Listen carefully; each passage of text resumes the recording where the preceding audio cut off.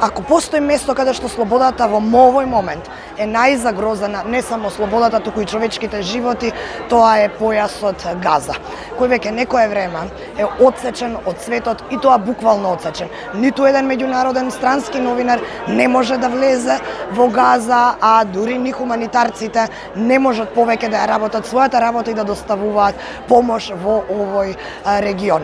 Сима Џилани е докторка која долги години е внатре во хуманитарната работа и им помага на луѓе кои во моментот се наоѓаат во војна.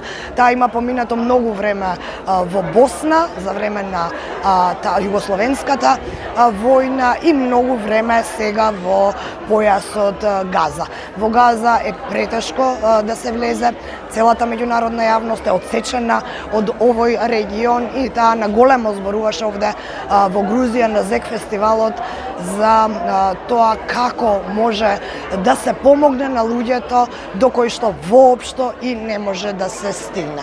Да ја слушнеме Сима Џилани.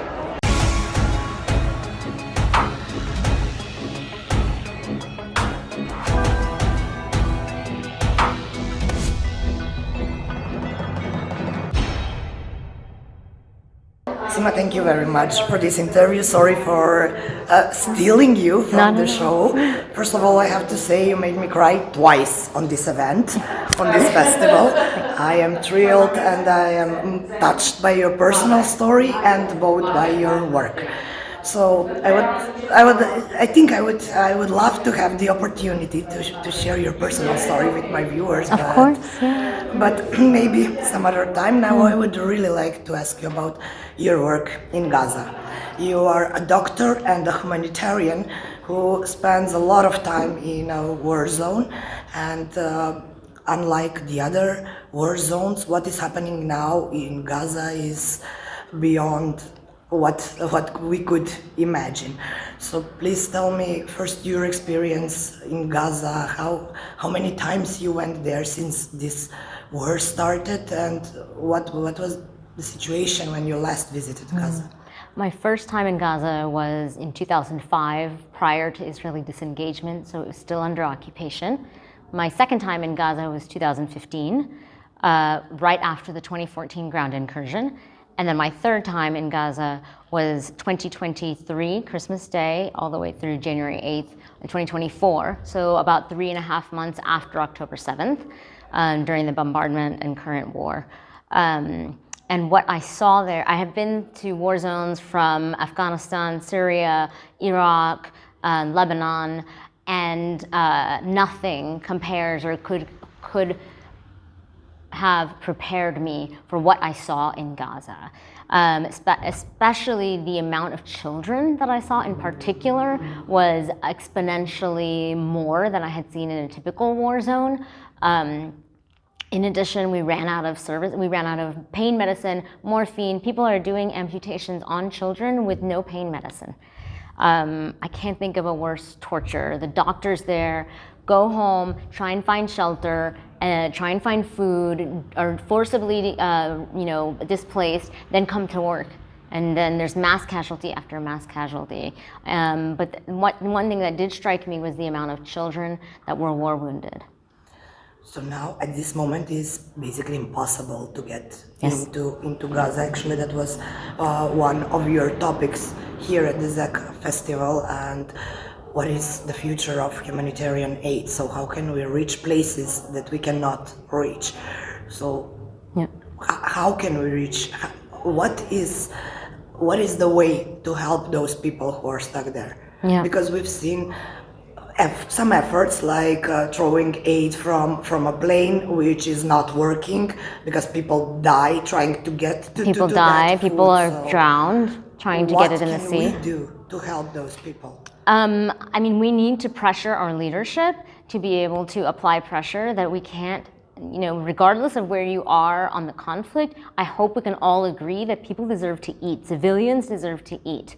Children deserve to eat. And this is a manufactured, engineered, man-made crisis that is now resulting in famine in a place that didn't have that before. There wasn't food scarcity before this, but because it's simultaneously the most accessible place by land, by sea from the Mediterranean and by air. And it's simultaneously the most isolated place because no one is allowed to get in or out. And not even a bar of soap there's times that not even a bar of soap, grain, or flour gets in. And we need to be pressuring our leadership to make sure that that happens. Unlike the other war zones you mentioned, a lot of hospitals were bombarded in Gaza. I don't know if there is any hospital left there. Last time I asked someone in Gaza, they say we work in improvised conditions. So exactly.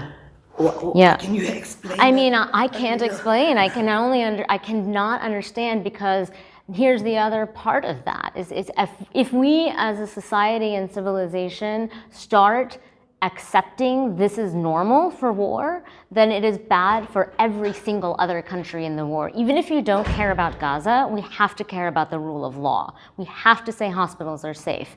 There are families that are trying to understand whether to go to a hospital because they might be bombed at the hospital, or whether to let their child have air hunger in an asthma attack.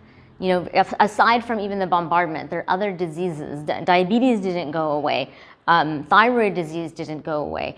Mental health and illness and bipolar and schizophrenia, they're all still there. So if people can't go to hospitals, it's a staggering failure. Seeing children in these conditions you just explained, like no anesthesia, no medicine, no nothing, and looking at that environment and that atmosphere and children screaming all the time, that is something that affects all of us. We work in the war zone, so we know how it is. But when we see children in that kind of condition, it leaves a really emotional mark on all of us, no matter how strong we are as human beings. How do you cope with that? Any strength I gather is from the people that I work with, and the Palestinians or the people in the conflict zones that are relegated to stay there. You know, I, at the end of the day, have a luxury and privilege to leave, but they stay, and it's their life that we're talking about. And also children in particular, yes, it's extremely painful and it's never natural when a child leaves the world.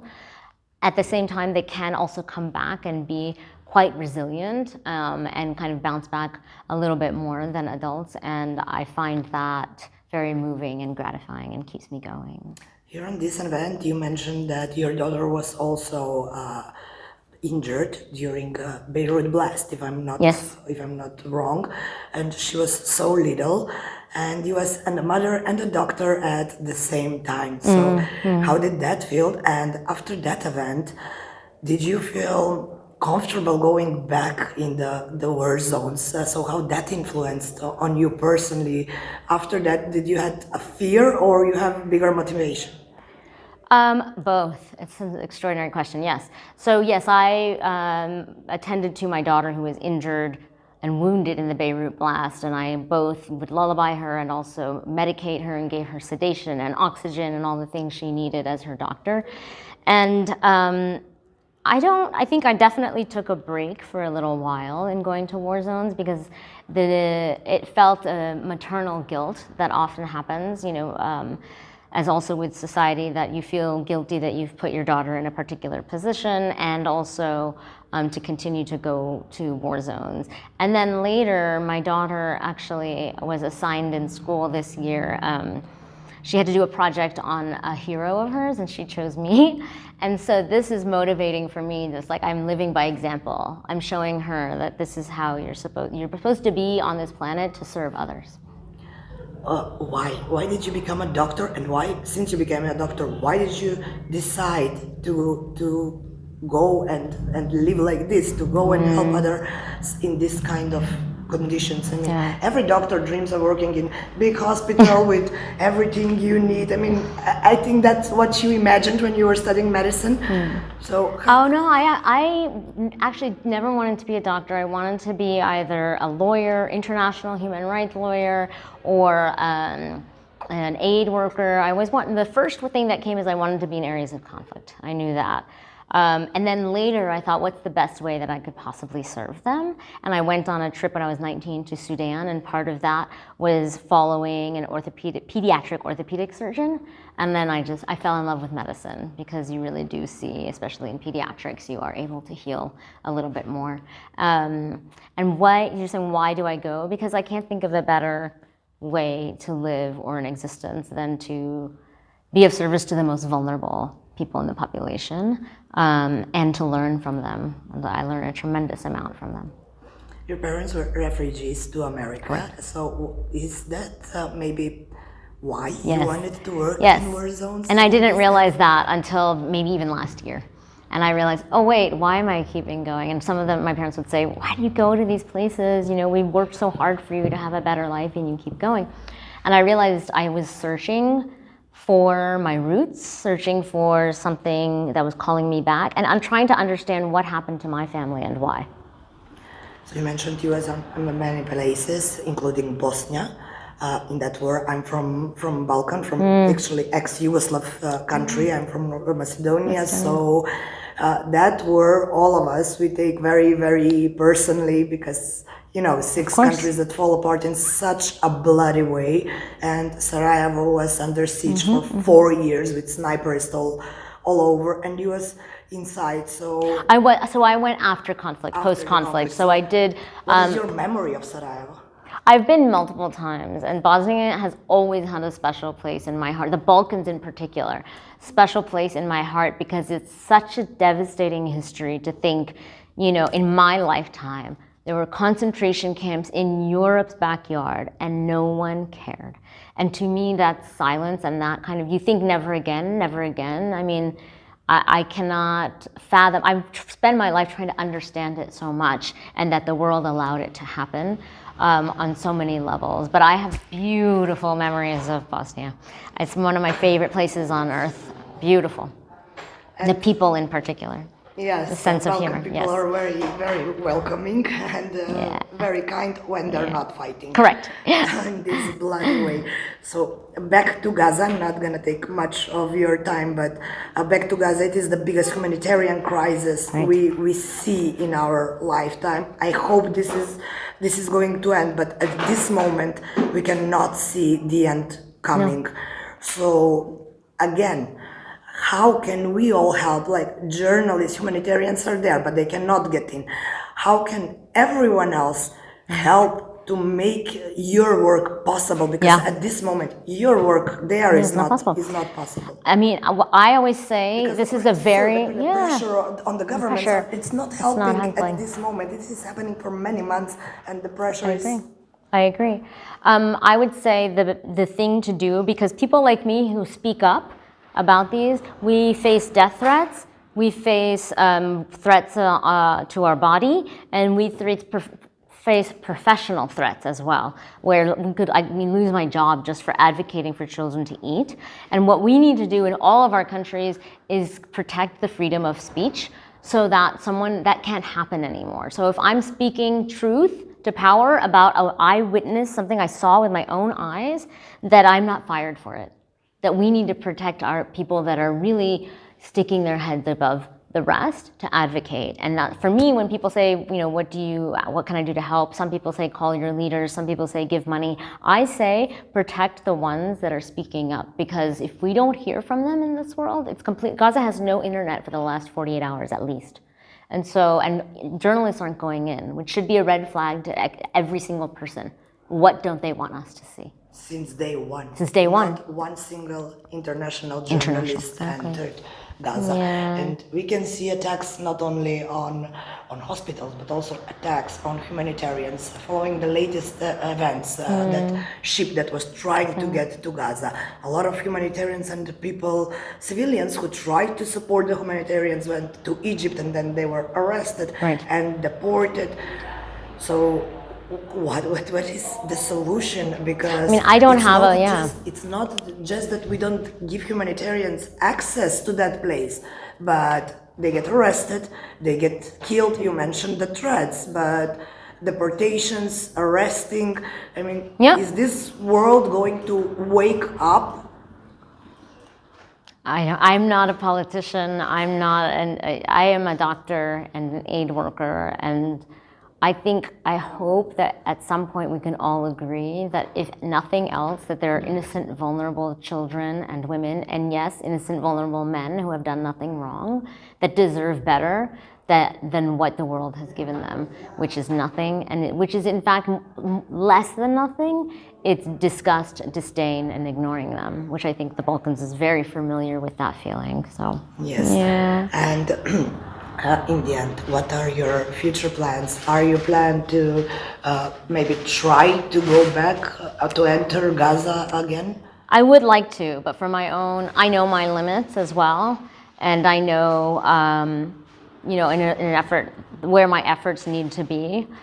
And for now, I'm working in Texas, and so there is a rise of authoritarianism in my home as well, and I feel the need to be able to make strides and move forward there right now. But I will. I mean, in fact, I get on a plane after this. I go to Istanbul, then I go to Cairo to see Gaza refugees, then Beirut to see our programming with INARA, which is an organization I'm on the board of, and then to Syria. So I am going back within the next week, hopefully. And what are your colleagues say that if someone is in Gaza, like Red Cross, for example, who were there before this started? What do you hear from them?